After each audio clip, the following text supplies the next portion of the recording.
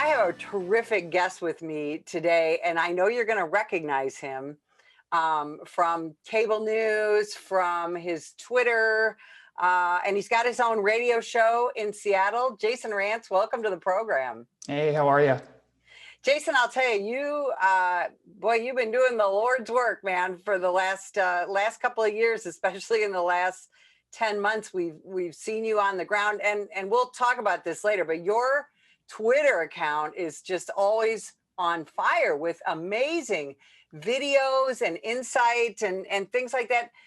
Jason, how in the world did you get involved in this world of cancel the police, of anti-policing, if you will? I mean, in part, I've always been a supporter of law enforcement. And I think for me, as someone who hosts a 3-hour talk show Monday through Friday, I'm always looking for actual content. And it became very clear that in this market, Seattle, Tacoma, and really all of Western Washington and arguably Washington State, it just wasn't being told. This perspective coming from law enforcement was not out there. And so immediately I decided, okay, this is something that should be discussed, that does need to be talked about. And so as I started to dive into some of these stories, I became even more invested. It became even more clear how important it is to tell these stories and give this side of what has become an incredibly contentious issue, not just locally, but across the country. And it's a fantastic mission, because we need it, because we've seen, in fact, very recently, where there's almost a media obsession and a political obsession with the January 6th riot at the Capitol. And yet we hear very little about the other demonstrations and riots happening. We didn't hear about the violent riots in Portland and Seattle on the night of Joe Biden's inauguration. And we really only hear about those riots when it's the police did something perceived to be bad. And then we have these demonstrations, if you will, that usually turn into violent riots that are doing nothing but bashing law enforcement. You're trying to tell not one side of the story, you're actually trying to tell both sides of the story, right? Yeah, I'm not doing this at the detriment of talking about, for example, the Capitol riots. I think there's a lot of gaslighting going on. You can have dual conversations. The fact of the matter is, the riots and destruction and violence that overtook American cities, including Seattle and Portland and Minneapolis and Kenosha and New York and Los Angeles and Richmond, have been going on for 8 or 9 months. We were talking about it. Fox News was talking about it. But for the most part, that was it. That was the only media outlets that were consistent on this. Talking about the Capitol riot and then ignoring everything else, to me, seems rather silly, but it also is instructive. It tells you the kinds of stories that some media outlets are more interested in telling. It's not to say that the Capitol riot wasn't incredibly important of a story to tell. It is, it remains. I've said this in the past, it is a stain on our history. What happened on January 6th is disturbing. I hope the people who violated the law are punished to the fullest extent of the law. I also hope that the people who violated the law for the last 8 or 9 months within Antifa groups and agitator groups and the BLM movement, the radicals, I also hope that they are punished for violating the law. However, we know that they're not going to be punished, because we've seen across the country different city attorney offices saying, yeah, we're going to give you a pass because we generally agree with what you guys were doing, or at least the underlying political ideology behind the movement. And I think that that is a shame. And I think that that gets to why there is such a fracture in this country, but between the perceived different sides of this particular issue. We should all be able to come together and say very clearly, in a united voice, political violence is wrong. Political violence coming from the left, political violence coming from the right is wrong. And as of right now, I've only seen that message come from Republicans. They said uniformly that what happened on January 6th was disgusting, disturbing, and they need to be punished. They also said that for the last 8 months. Democrats only talked about the Capitol riot. In fact, to this day, they're still pretending that Antifa is a myth, that the riots that we've seen here in Seattle and across the country didn't really happen, or if it did happen, they downplay it, they ignore how serious it is. And I think that that's a shame. Jason, you've seen more violent rioting, I think, than most police officers in this country. Um, what is your impression of the mental health and just the emotional state of the law enforcement officers that you end up interacting with at these demonstrations? Everyone is a little bit different, and it depends on, whether I'm going to Seattle or Tacoma, whether I'm talking to an officer out of Bellevue or Bothell. I think for the most part, there is fatigue, emotional fatigue of having to deal with this level of violence without any seeming support coming from the community. And we know that people are watching now are big supporters of law enforcement, and they're members of law enforcement. And we know that reasonable people side with police officers. But the loudest voices in some of these cities are the activists who are on Twitter, who are amplifying each other. And then, of course, you've got politicians like the Seattle City Council, filled with politicians who will not condemn any of the violence, who will not stand up for any of the officers who are under siege. And that does weigh on these officers. There's a reason why in Seattle last year, they saw a historic number of officers leaving the department, 197.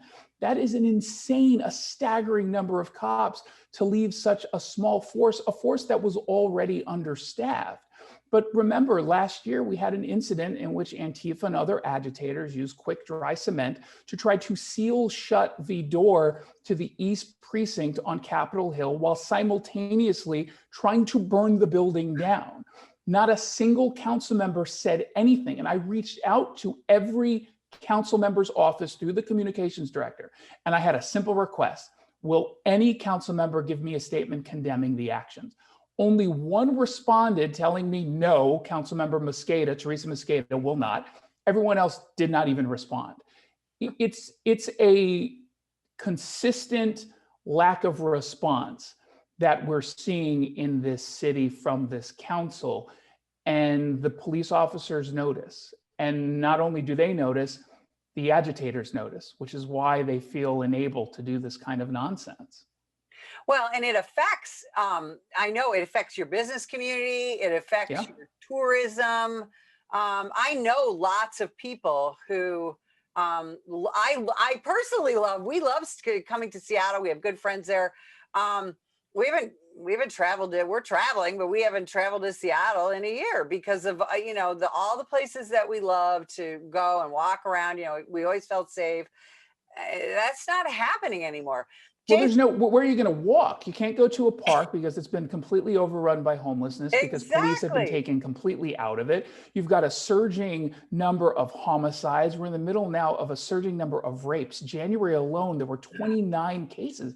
I mean, it is not safe. And I'm so sick and tired of folks downplaying the data, pretending it's either pandemic related or it has something to do, oh, well, this is just a big city. No, there are plenty of big cities that are not dealing with this level of deterioration. Yeah, coronavirus does not make people murder and rape. I hope everyone knows that. But that's what we're seeing, this nationwide surge of homicides, and like you said, everybody wants to blame the pandemic. But it's happening in particular places, right? I mean, it's happening in these cities in which there has been an active culture of attacking policing and police. It is certainly true that you're going to see an uptick of certain kinds of crimes due to a pandemic, right? When you don't have a business district that is thriving with people who are actually in the business, yes, they are rich targets for potential theft. When we have people who are living in domestic violence situations with domestic abusers, you're going to see some of those crimes tick up. And we've certainly seen that in King County and across the country. But even when you account for that, the crime is going up in these cities that have actively decided to go after policing. Now, in Minneapolis, just recently, their city council, who is very similar to the Seattle City Council in wanting to take money away from the police and not supporting the police, they recently, and kind of shockingly, just voted to spend $6.5 million, I believe it is, to fund police recruiting and fund a recruit class. even though they said they want to have less police. And part of it is just what you talked about in Seattle, because they have an unprecedented number of police officers who are retiring, resigning, or just haven't come back to work yet because they're still injured or traumatized from the George Floyd riots. Do you think that that's possible, that the Seattle City Council will see their way to trying to recruit more Seattle police officers, get them trained, and get them on the streets? Not this one, not this council. Obviously, there's going to be money that has to be spent to recruit police officers because we have the lowest number of deployable staff since, I believe it's 1993. So the SPD, independent of the council, is going to have to spend the money to get people to become a police officer. The problem is, do you have a big enough group of people to select from? Who would want to become a police officer right now in the city of Seattle? It's not going to be easy to make that choice. And even when a recruit decides to step up or an individual becomes a recruit, there's still a long learning curve before that person is ready to go out and be an actual officer. Almost a year. Yeah, to be able to patrol. And so we're going to start from behind already. You add the 9 or 10 months to the end of that, and that is assuming the people who actually sign up make it all the way through, and not all do.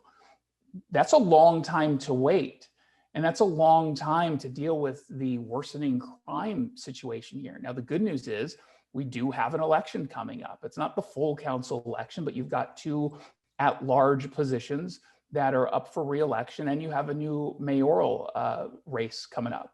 Now, we haven't seen everyone who's going to run for those 3 positions. We know, obviously, that Lorena Gonzalez is not going to be on the council. That's a good news. The bad news is she could be, and right now she probably will be, mayor.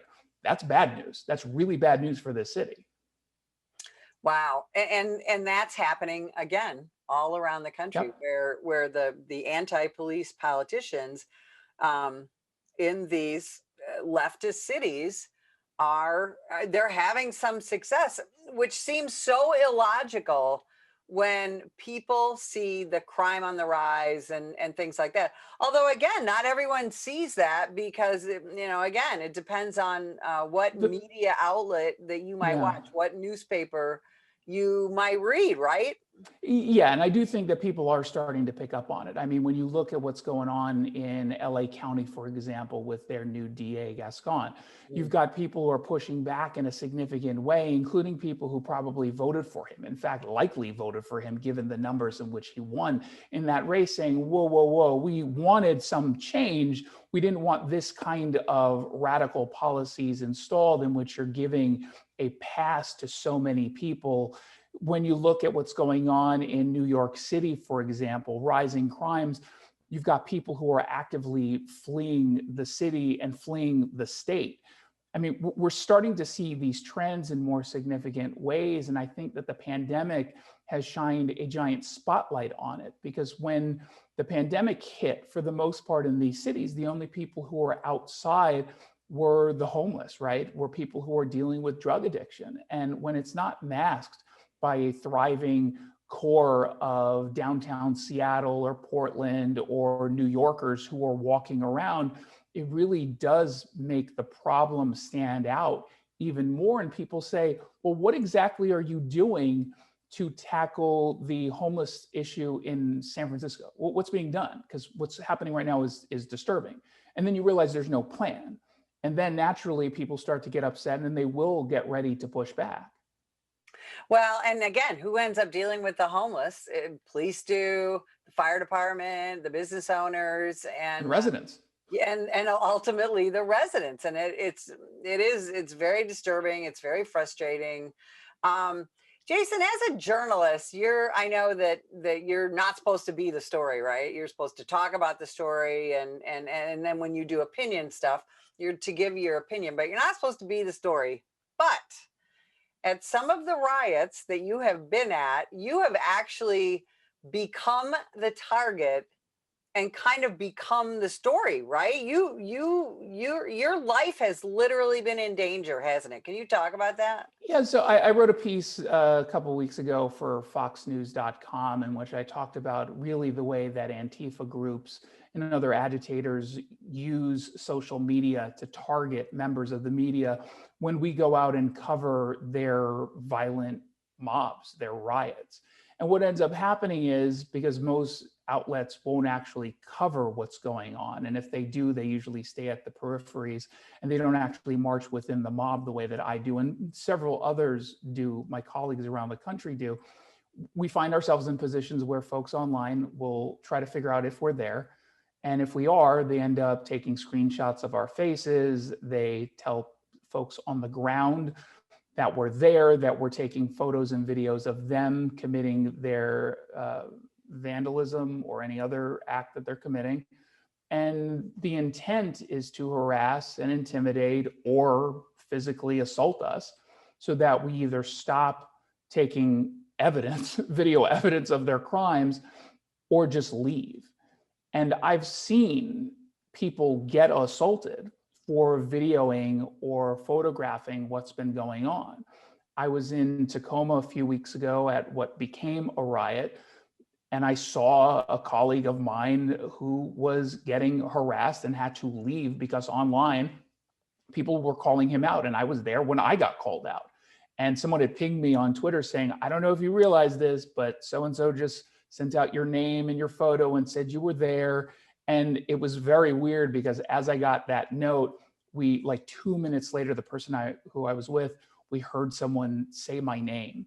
And we're like, oh no, they're aware we're here. And we were not in a place where we could just easily escape without getting some notice. So we had to walk until we were able to get to a place where cops were actually there. Because as you know, police departments across the country are basically told to allow these groups to do what they do before they end up getting involved, which I don't think is a very good strategy. I wish police departments would stop that, especially because it's like that, the last 15 to 10 minutes of like really tense marching where I'm wondering if they're going to find out who I am and beat the hell out of me. I would prefer not to do that. But so far it's been good. I haven't been physically assaulted. There was a time over when Chaz was a thing where they had spotted me, and definitely they weren't physically assaulting me, but they were bumping into me on purpose to try to get me to stop filming. And Right. you don't feel safe. You don't feel like you're going to be stabbed to death, but you definitely don't feel safe. As well, you probably shouldn't. Jason, is Antifa really just an idea? It's an idea and it's a group. People who are a member of Antifa self-identify as Antifa. I mean, they make it really, really easy to find out who they are. For starters, they wear a uniform in black bloc. They do that because they want to be able to stop police from being able to identify them and from people like me from filming them commit these acts of vandalism, right? They want to make it harder for us to figure out their identity. They fly flags that say anti-fascist on it. They literally chant the term Antifa. They hold very radical ideological views and they don't hide it. They actively organize online. This is not merely an idea. It is true that Antifa and being an anti-fascist is based on a series of ideas. That is true. But they organize and they come together as a group. So I don't know what more you need for us to call Antifa as a group. It's certainly true that there's not a national organization called Antifa in which there is one selected leader, but that didn't stop the media or politicians from talking about the Occupy movement, which was basically the same thing. In fact, there in the Venn diagram of things, you've got a significant crossover between the two. The same anarchists who would show up for the Occupy movement are the same types of people who show up for the Antifa stuff. Could you explain to people when Black Lives Matter became a part of Antifa or vice versa? Well, it's vice versa. So I think that Black Lives Matter as a political movement was always radical. I don't think that the people who showed up post George Floyd who marched, I don't think that they realized that they were getting involved in the Marxist aspect of the BLM movement. I think they were well-intentioned, like virtually everyone in this country. The video that they saw, we found to be disturbing. And so people were rightly upset with that.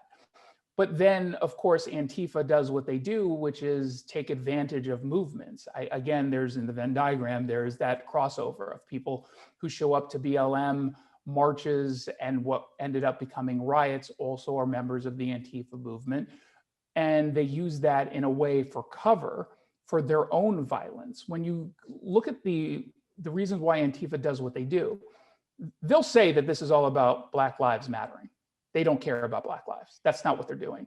They're trying to destroy systems of government. They are certainly trying to go after police reform in that they'd like to abolish the police. These are not merely, we want to defund by 50%. They want to abolish police, which they view as a system of white supremacy that needs to be rebuilt in an image that they would prefer. But they have the same views on capitalism. They have the same views on our representative democracy. That is what they do. So they're taking advantage. Jason, you have really clarified a lot of things today. I wish I had hours to talk to you, but where can people find you on social media? Where can they hear you on the radio? Where can they read your articles? Sure. You can follow me on Twitter under Jason Rantz, R-A-N-T-Z. I am on AM 770 KTTH in Seattle, Monday through Friday, 3 to 6. I podcast the show every single day. So wherever you get your podcast, just search Jason Rantz Show. And if you want to catch up on any of the hits I do for Fox News or anywhere else, just go to youtube.com/Jason Rantz. I do a good job of posting all of our videos. And if you follow me on social media, you'll get links to all the stories I write, because I write for Fox and The Federalist, mynorthwest.com, elsewhere. Awesome. Jason, thank you so very much. And if you would like more information about the National Police Association, visit us at nationalpolice.org. This year, over 50,000 law enforcement officers have been assaulted while on duty. A vast number of these attacks were filmed and uploaded to social media in the pursuit of likes and attention. What they want to do is film you instead of like, what can I do to help this officer? Together, we can change this disturbing trend. If that individual would have hit the right spot, it could have been it for me. Last time I would have saw my wife, my kids. I'm Mike Solon. Law enforcement officers need your support. If you see an officer under attack, then follow these simple steps in order to help. 1. Call 911 and give the officer's exact location. 2. Ask the officer if you can assist. If the officer accepts, then do whatever you can do to safely help. 3. If the officer declines, then start filming and be a good witness. It's time to stop filming and start helping.